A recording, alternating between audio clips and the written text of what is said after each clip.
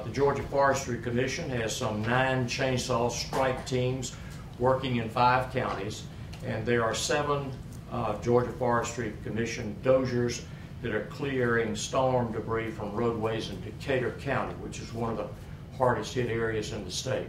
I might add, in general terms, right now the main focus is going to be on debris removal so that power line trucks and repair crews can access the areas that are without power. In that regard, we're told there are about 450,000 power outages that have been reported statewide, and the primary focus at this point is on damage assessment and getting crews in to restore that power as quickly as possible. There are more than 53 poultry houses that were completely destroyed in southwest Georgia, and the Department of Agriculture is coordinating the necessary responses. The Georgia State Patrol has made initial response teams that are moving into southwest Georgia and have established a command post in Miller County. The Georgia State Patrol Aviation Operations is beginning their route reconnaissance and damage assessments in the hardest hit area, which is southwest Georgia. The Georgia Department of Transportation has reports of 127 state routes that are closed due to trees and an additional 120 roads with debris on them. They are beginning preliminary assessments now and expect that number to increase throughout the day, but every GDOT crew is out working for storm response. The Department of Corrections has 17 debris removal teams working throughout the affected area. 6 Red Cross shelters are open with a total of 372 residents overnight. The ARC and GEMA and Homeland Security continue to coordinate with local EMAs regarding additional sheltering needs. The Department of Public Health is coordinating with approximately 20 hospitals and 15 nursing homes that are reporting power outages. All are currently operating on a generator system. There are communications outages that are spread throughout the affected area, primarily southwest Georgia. GEMA is working with all telecommunications carriers on conducting damage assessments and evaluating the cell tower sites that might have been damaged as a result of the hurricane. We'll open it up now for your questions. Governor, you mentioned, or Commissioner Black mentioned yesterday that cotton and pecan crops are kind of at ground zero. What's been the early assessment of those? Well, we asked that question of him, and he's here. I'll let him expound on it. I think it's still too early to make any good assessment, but Commissioner? Yes, sir. Thank you, Governor. It is our worst dreams, I believe, are being realized. I have seen in pictures this morning of cotton that was being harvested yesterday. It was an outstanding yield of 3 bales an acre. And today, where the farmer stopped this morning, you cannot tell where he stopped harvest and where the rest of it was harvested by the storm. So we're working with our federal partners. There's going to be a lot of work to do in that regard. Some pecan affected areas from last year are have somewhat escaped a little bit, but then there are others that we're not even having communication with them yet. We're still trying to reach those growers in southwest Georgia. So it's a very serious day for agriculture. This is going to have a lingering effects to the rural parts of our state for some time to come. But we look forward to keeping you informed as we move forward. Thank you, Commissioner. Anyone else? We heard about one death related to this storm here in Georgia, apparently a young girl.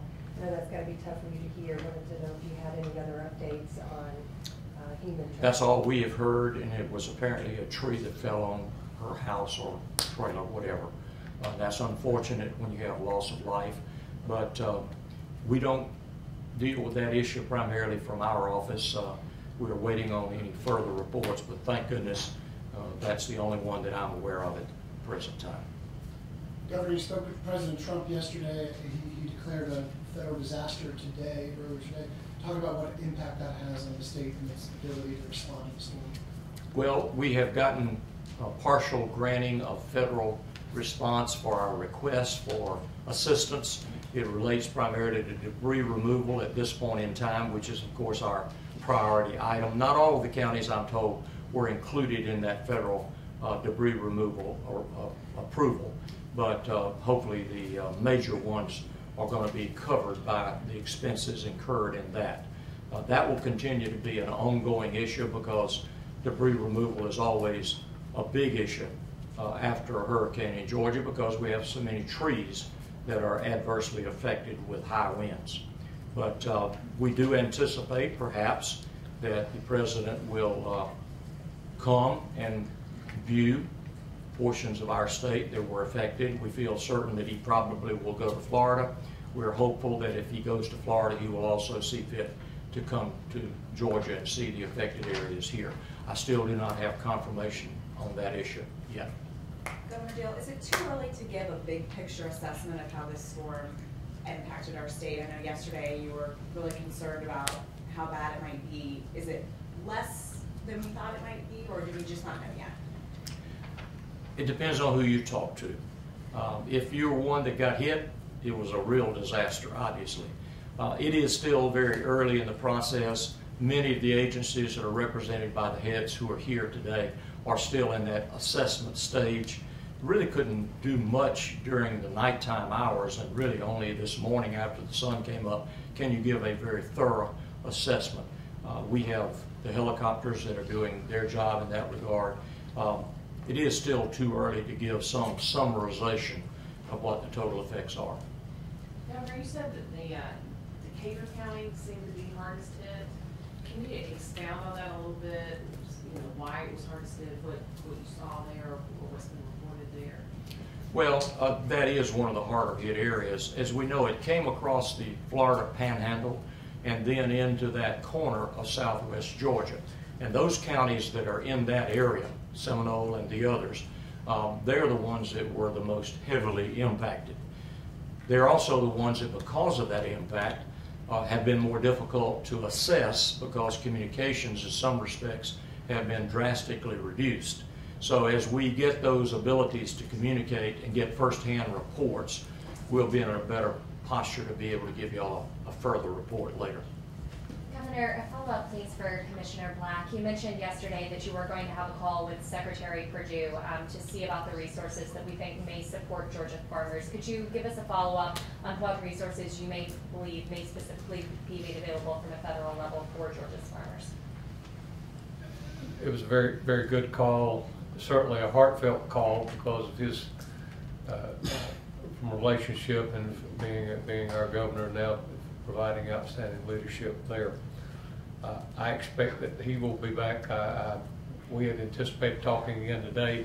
There are no details except just actually some personal stories of have you heard from somebody, have you heard from somebody, and we kind of go down that call list together. There's deep concern, there's commitment from the White House. I'm very thankful to have had a call from the White House also yesterday, committing their, that communication that's so necessary when you're implementing whatever type of relief programs might be coming through USDA or FEMA. So we're in a very good position when it comes to communication and certainly an understanding of the gravity of the situation. So we'll be maintaining those lines of communication and look forward to reporting to all of you when we have more information. Governor, can you talk about the status of the National Guard right now, what they're doing, and also talk about everything was pre-positioned, how well pre-positioned were you, how easy has it been to get into the interior where they need to be? Well, I'll ask General Gerard, the head of our National Guard, to respond to that question. General. So we alerted 1,500 soldiers and airmen yesterday, and they began moving to the impacted areas this morning. So we've got route clearance packages that are headed south. We are also been asked by GEMA to stand up 2 points of distribution sites to resupply the citizens that are impacted as well as the first responders that are down there. And as well, we've also alerted the military police, and we're going to send 150 military police to Albany to thicken the Georgia State Patrol and assist them in their responsibilities.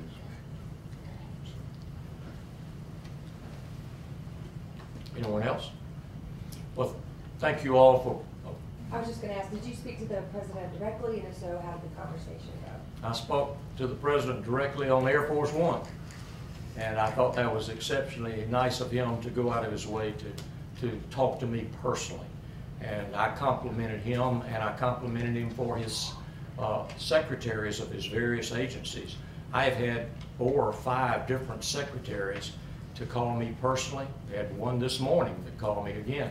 And they've been very, very responsive. I had the Southeastern Regional Commander of the Army Corps of Engineers. She called me yesterday, and she stands ready to do. And of course, when it comes to debris removal, the best way to do that probably is to use the federal contractors who are already on standby and under contract for debris removal. So we've had very good cooperation from the White House and from the various agencies under the White House's jurisdiction. And Governor Deal, if you just had one specific message to the people affected by the storm across the state, what would that be? What would you want them to hear? Well, first of all, be patient. The most important thing for them is to get their roadways cleared and to get their power restored. However, past experience tells us that one of the greatest impediments to restoring power is people who get in the way of the power trucks and the crews who are working to make that happen. So I would ask them to be patient. Do not impede those who are trying to help you. They are there working very hard, and all of the entities that have responsibility for providing power to our citizens are all engaged, and they're going to get power restored just as fast as they possibly can. So, but anybody knows that if you've ever been without power, that is a very difficult situation. We're not accustomed to that, and those institutions that are fortunate enough to have generators, and of course those are the important ones, the hospitals and the nursing homes, and we were told that all of them have power, many of them by way of generators, that we are working with the power companies. They're working to make sure that the regular supply of energy is restored as quickly as possible. Thank you for your question. Thank you all for being here this morning.